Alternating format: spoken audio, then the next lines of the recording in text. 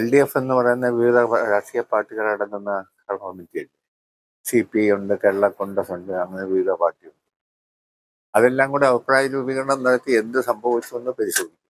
ഏതായാലും ഞങ്ങൾ തോറ്റു എന്നുള്ളത് ശരി തന്നെ. അതിപ്പം ഇല്ലെന്ന് പറഞ്ഞിട്ട് കാര്യമില്ലല്ലോ. വോട്ട് കുറഞ്ഞു പോയി, ഞങ്ങൾ തോറ്റു. ഞങ്ങൾക്ക് ഒരു ശക്തമായി തിരിച്ചടി തന്നെയാണ് വന്നെന്നാണ് ഞാൻ കാണുന്നത്. അതിനെ പരിശോധിക്കണം, അത് കണ്ടെത്തണം. അച്ഛൻ തന്നെ ചരിത്ര ഭൂരിപക്ഷത്തിൽ വിജയിച്ചു. ഉടുമ്പൻചോലയിലും വലിയ തിരിച്ചടിയാണ്. അതിപ്പോ എന്നെ കണ്ടെത്തണം എന്താകും കാര്യമൊന്നും.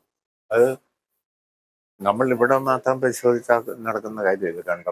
കണ്ടെത്തൽ സംസ്ഥാന തലത്തിലും അഖിലേന്ത്യാ നേതൃത്വം, ഞങ്ങളുടെ എല്ലാം അഖിലേന്ത്യാ നേതൃത്വമുള്ള പാർട്ടിയല്ലേ, അവരുടെ സഹായത്തോടു കൂടി പരിശോധിച്ച് തിരുത്തൽ നടപടികൾ വേണ്ടത് തിരുത്തൽ നടപടികൾ വരുത്തി ഞങ്ങൾ ശക്തമായി മുന്നോട്ട് പോകും. പിന്നെ ഒരു കാര്യം നിങ്ങൾ മനസ്സിലാക്കിക്കൂ, ഞങ്ങൾ തെരഞ്ഞെടുപ്പിനെ അടിസ്ഥാനപ്പെടുത്തി മാത്രം പ്രവർത്തിക്കുന്ന പാർട്ടിയല്ല. ഞങ്ങളുടെ നിരവധി പ്രവർത്തനങ്ങളിൽ ഒരെണ്ണമാണ് തെരഞ്ഞെടുപ്പ്.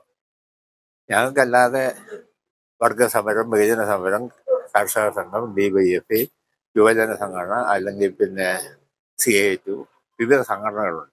അതിൻ്റെ സമരങ്ങൾ, പ്രക്ഷോഭണം, അവകാശ സമരങ്ങൾ, കമ്മ്യൂണിസ്റ്റ് മാർക്സിസ്റ്റ് പാർട്ടി നടത്തുന്ന പ്രക്ഷോഭണ സമരങ്ങൾ, ഇതെല്ലാമായി ബന്ധപ്പെട്ട് തന്നെയാണ് ഞങ്ങൾ തെരഞ്ഞെടുപ്പിനെ കാണുന്നത്. ഭരണവിരുദ്ധ വികാരമാണോ എന്നൊന്നും നമുക്ക് വിലയിരുത്താതെ ഞാനിപ്പോൾ കയറി പറയുന്നത് ശരിയല്ല.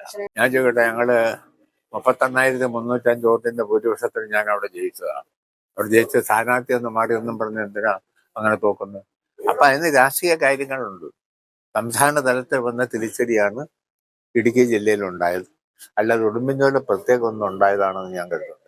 ജനങ്ങൾ എന്തുകൊണ്ടാണ് മാറ്റി ചിന്തിക്കാൻ കാരണം? ഒന്നെങ്കിൽ ജനങ്ങൾ തെറ്റിദ്ധരിച്ചു, അല്ലെങ്കിൽ ജനങ്ങൾ ചിന്തിക്കുന്നതിൽ എന്തെങ്കിലും അടിസ്ഥാനം ഉണ്ടോ എന്ന് ഞങ്ങൾ പരിശോധിക്കണം. ജനങ്ങൾക്ക് അങ്ങനെ വിശ്വാസമായില്ല എന്നൊന്നും അഭിപ്രായമൊന്നുമില്ല.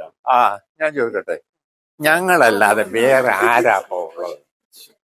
ഞങ്ങള് ഈ കേരള സംസ്ഥാനത്ത് ഞങ്ങളല്ലാതെ പിന്നെ ആരാ ഉള്ളത്? ജനങ്ങൾക്ക് വേണ്ടി ശബ്ദിക്കാം.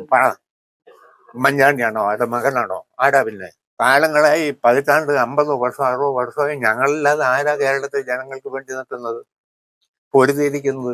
ആയിരക്കണക്കിന് ആളുകൾ ജീവൻ ധരിച്ച് പൊരുത്തിയിട്ടുണ്ട്. ഒരു തെരഞ്ഞെടുപ്പ് തോറ്റതിനെ അടിസ്ഥാനപ്പെടുത്തുന്നത് ഞങ്ങളെ വിലയിരുത്തണ്ട. അതൊക്കെ ഞങ്ങൾ വെറും പുല്ല് പോലെ കണക്കാക്കി ഞങ്ങൾ മുണ്ടും മടക്കി കുത്തി ഇനി ഇറങ്ങി പ്രവർത്തനം സംഘടിപ്പിക്കും.